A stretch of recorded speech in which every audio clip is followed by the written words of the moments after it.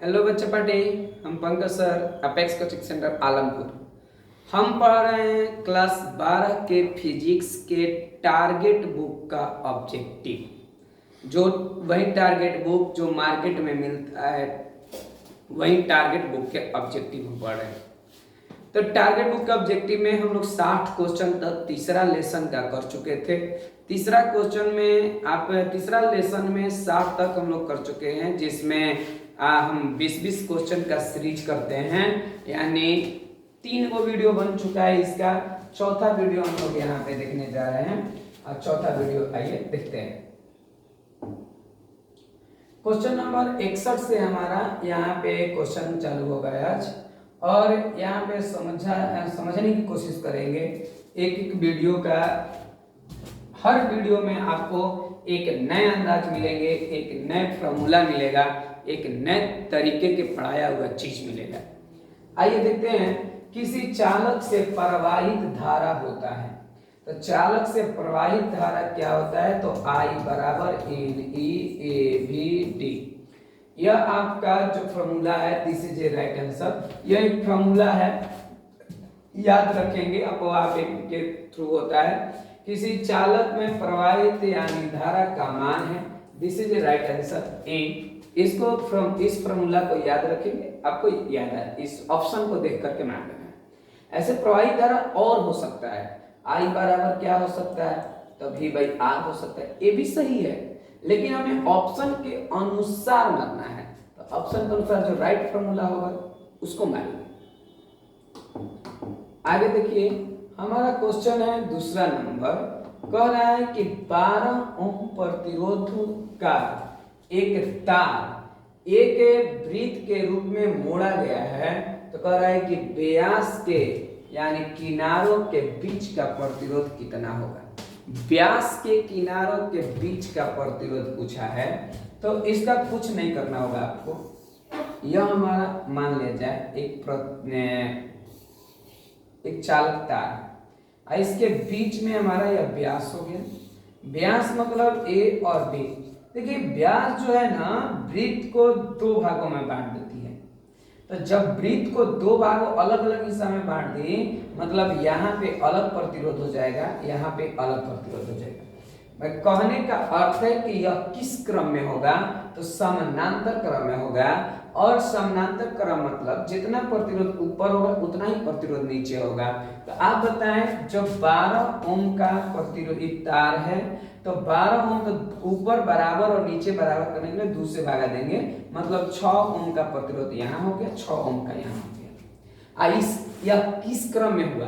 तो यह हुआ समानांतर क्रम। समानांतर क्रम के लिए प्रतिरोधों के लिए आप जानते हैं 1/R बराबर 1/R1 प्लस 1/R2 होता है। तो 1/R बराबर 1/6 प्लस 1/6। तो 1/R बराबर एलसीएम लेंगे 6, 1 प्लस 1, 1/R बराबर 2/6, कट जाएगा 1/3, यानी R बराबर हो जाएगा 3 ohm. This is a right answer, 3 ohm. A number answer सही होगा। और कैसे सही होगा? यहाँ पे मिलाया गया है और बनाया गया भी है। तो यहाँ पे देख लेंगे 3, यानी हमारा 62 नंबर का क्वेश्चन का आंसर होगा ए, यानी 3 ओम। कैसे होगा? यहाँ पे दिखाइए। आगे की क्वेश्चन कह रहा है हमारा, कह रहा है कि विद्युत वाहक बल का बीमा बताएं।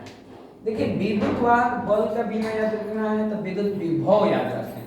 विद्युत विभव बराबर क्या होता है? W/Q। इस बात को संपर्क में लाएं अपने। यही आपका विद्युत विभवांतर भी है, और चाहे विभव कहिए चाहे विद्युत वाहक बल। मैंने बहुत बार बताया कि विद्युत वाहक बल जो होता है वह विभवांतर यानी विभव के बराबर होता है। एक तरह के वो विभव होता है। तो जो विद्युत वाहक बल मतलब एक बैटरी में देखा जाता है, अभिवांतर तारों में देखा जाता है, लेकिन उसी का काम करता है। अगर आंतरिक प्रतिरोध का मान उसमें भी 0 कर देता तो विद्युत, तो बताए हैं हम आपको पीछे क्वेश्चन में कि विद्युत वाहक बल और विभवांतर बराबर हो जाता है। तो इस कंडीशन के लिए हमें यहाँ पे विद्युत वाहक बल कह रहा है, इसलिए ई लगा देते हैं।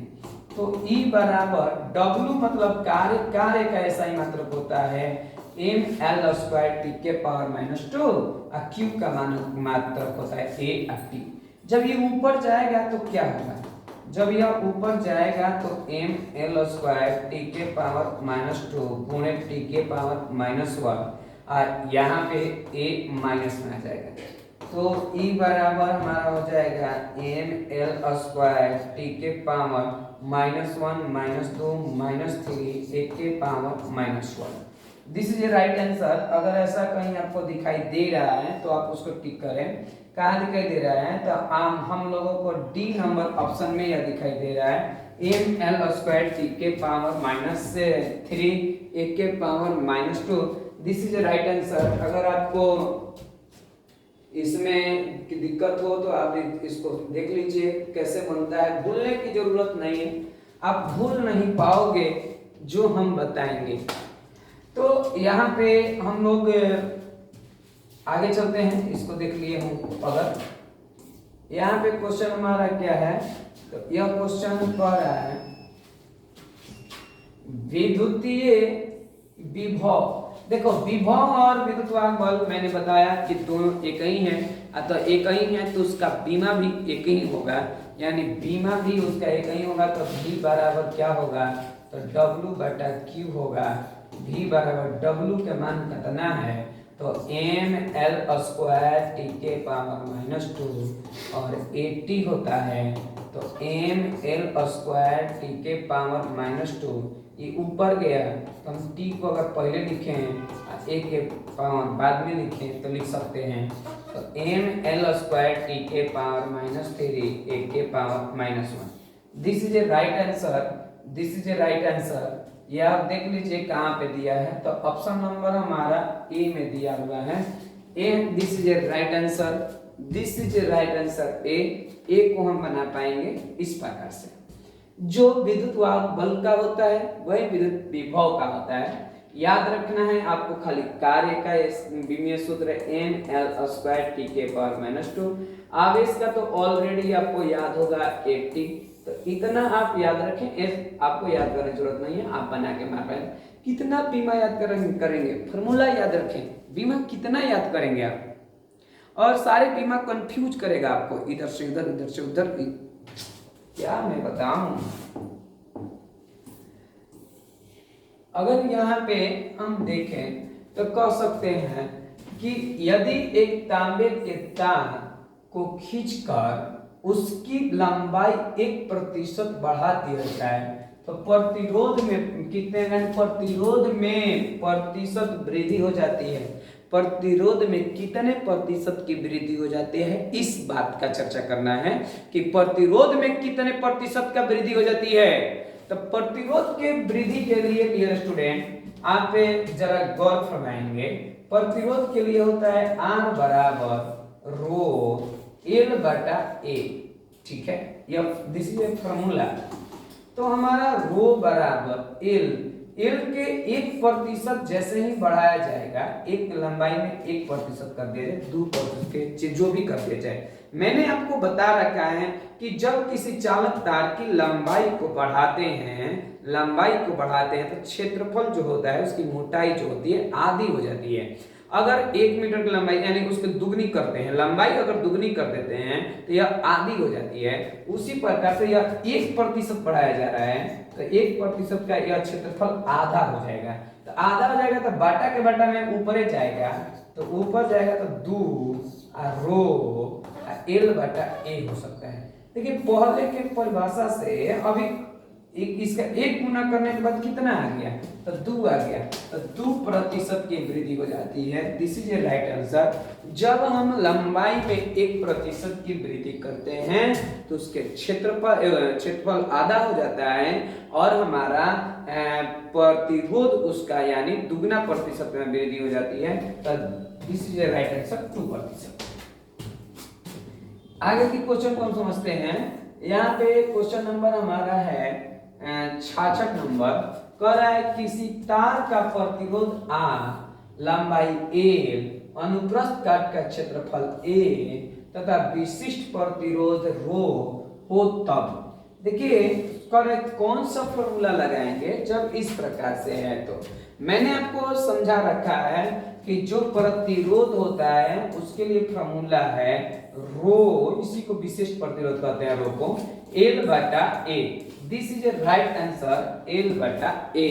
यह आपका देखिए कहां पे दिया है, जहां पे दिया, यहाँ पे तो दिया नहीं, यह गलत है, यह भी नहीं दिया, गलत है, यह भी नहीं दिया, गलत है। दिस इज राइट आंसर ए, यानी जो दिया है उसी को यानी टिक करें और फॉर्मूला ऐसे याद रखें।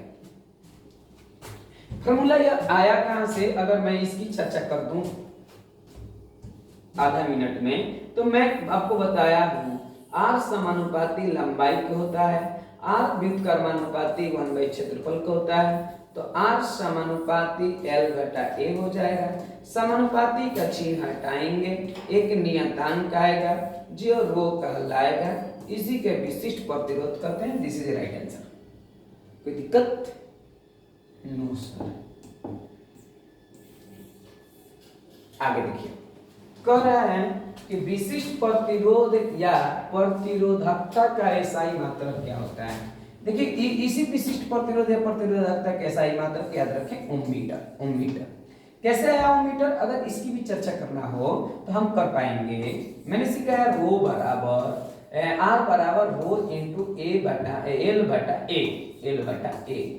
अगर इसका मान निकालना तो इसको अकेला कर देंगे, तो R ए बटा में एल बराबर रो आ जाएगा। ठीक है, इसका ऐसा ही मतलब होता है ओम, इसका क्षेत्रफल है तो मीटर का स्क्वायर, अब बटा में लंबाई है तो मीटर, यह हो जाएगा रो। अब बताओ ही रो 1 मीटर से 1 मीटर कट जाएगा, यानी ohm metre. This is a right answer, ohm metre. This is a right answer, ohm metre. आगे देखिए हमारा क्वेश्चन इस प्रकार से है, कह रहा है कि विशिष्ट प्रतिरोध या प्रतिरोधकता का बीमा क्या होगा। देखिए बीमा पूछ दिया है किसका, तो विशिष्ट प्रतिरोध या प्रतिरोधकता का। देखिए अगर फॉर्मूला हम देखें R रो बराबर, तो रो यानी R बराबर मैंने आपको सिखाया रो इंटू एल बटा ए। अगर हमारा रो का निकालना है तो R ए बटा एल हो जाएगा, और इसी का प्रतिरोधकता यानी विमीय सूत्र निकालना है इसी का। जब इसका निकालना है तो हमें पता होना चाहिए आर्क, ए का तो पता है कि ए का मतलब क्षेत्रफल है तो एल स्क्वायर हो जाएगा, इसका एल हो जाएगा। आर का अगर विमा निकालना चाहें हम तो आर बराबर क्या होता है, वी बाई यानी वी बाई आई होता है। क्यों? क्योंकि वी बराबर आई आर होता है, तो आर बराबर वी बटा आई हो जाएगा। This is a formula. यहां से यहाँ पे हम इस मान को देखते हैं, v का भी याद करना होगा। v बराबर हमारा क्या होता है, v बराबर w बटा q होता है। तो मैं यहाँ लिख पाऊंगा w बटा क्यू आई। अभी इन सब का भी हमें याद है, आपको भी याद है। तो यह क्या है, w माने कार्य, अभी मैंने सिखाया w का कम से कम याद रखें, ml स्क्वायर t के पावर -2। ये जनरली सबको याद होता है। और आवेश है, आवेश का बीमा तो याद होना ही होना चाहिए। आवेश का AT या IT इसी को कहते हैं। ऑप्शन में देखिए I के पद में दिया है, इसलिए हम इसको I के पद में ले लेते हैं, IT। और गुणे यह विद्युत धारा है, विद्युत धारा का भी बीमा I या A होता है, तो I के पद में हम ले लेंगे। डियर स्टूडेंट, R बराबर हमारा क्या होगा, यह नीचे से ऊपर जाएगा, तो ml स्क्वायर t के पावर -2, यह I स्क्वायर हो जाएगा, t इनवर्स हो जाएगा, t इनवर्स हो जाएगा, यह भी स्क्वायर माइनस में हो जाएगा।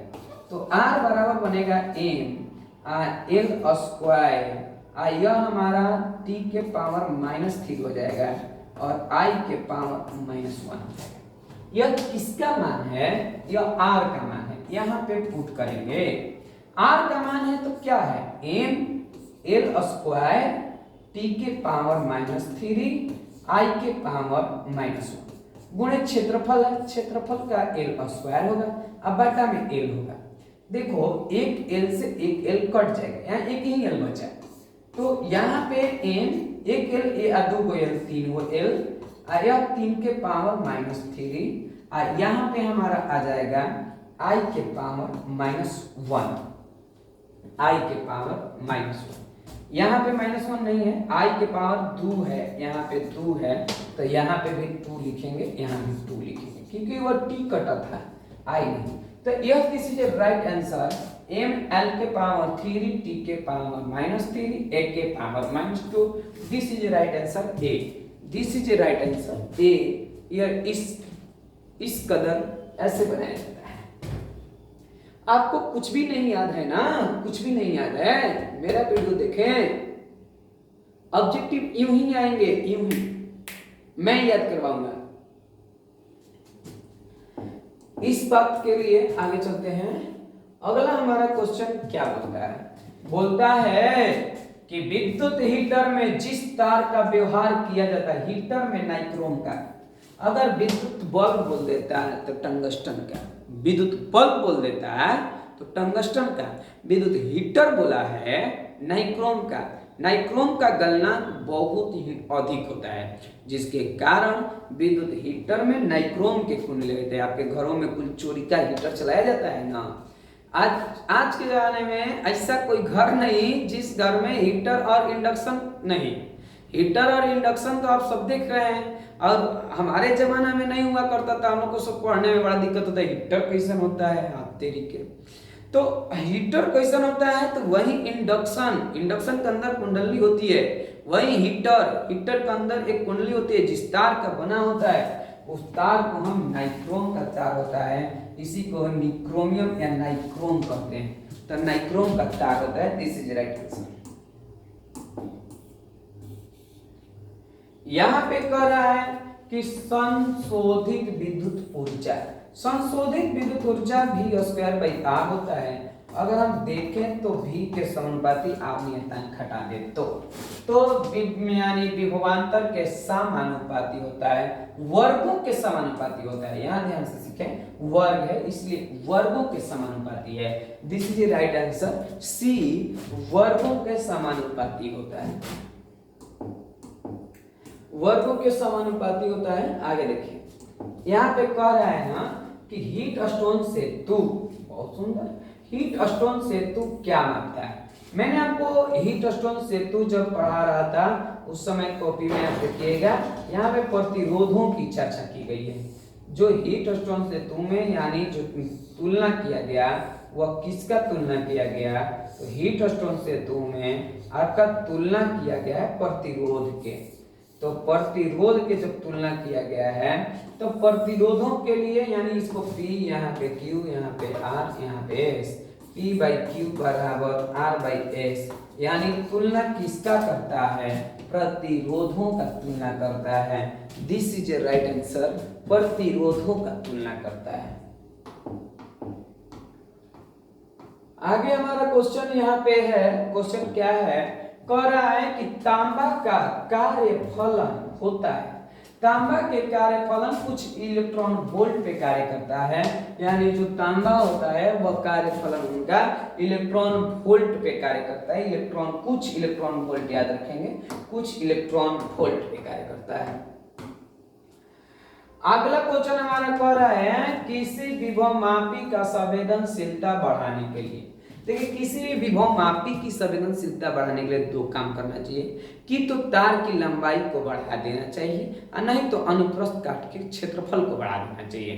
तार की लंबाई को बढ़ा देना चाहिए, नहीं तो अनुप्रस्थ काट के क्षेत्रफल को बढ़ा देना चाहिए। जो ऑप्शन दिया है वही सही।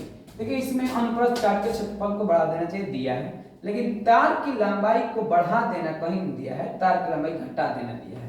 तो दिस इज राइट आंसर, अनुप्रस्थ काट के क्षेत्रफल। अगर तार की लंबाई को बढ़ा देना चाहिए ऐसा दिया होता तो हम उसी को मारते राइट आंसर में। यहाँ पे देखेंगे, यहाँ पे कह रहा है कि आवेश का पृष्ठीय घनत्व का मान होता है। देखिए, पृष्ठीय घनत्व को हम सिग्मा लिखते हैं और सिग्मा बराबर होता है Q/क्षेत्रफल, Q/क्षेत्रफल। तो Q का मान आवेश होता है, आवेश का यानी मात्रा पूछा तो कूलम हो जाएगा और क्षेत्रफल के लिए मीटर स्क्वायर हो जाएगा। तो सिग्मा बराबर कूलम प्रति metre square. This is a right answer, coulomb प्रति metre square. This is a right answer, coulomb प्रति मीटर स्क्वायर।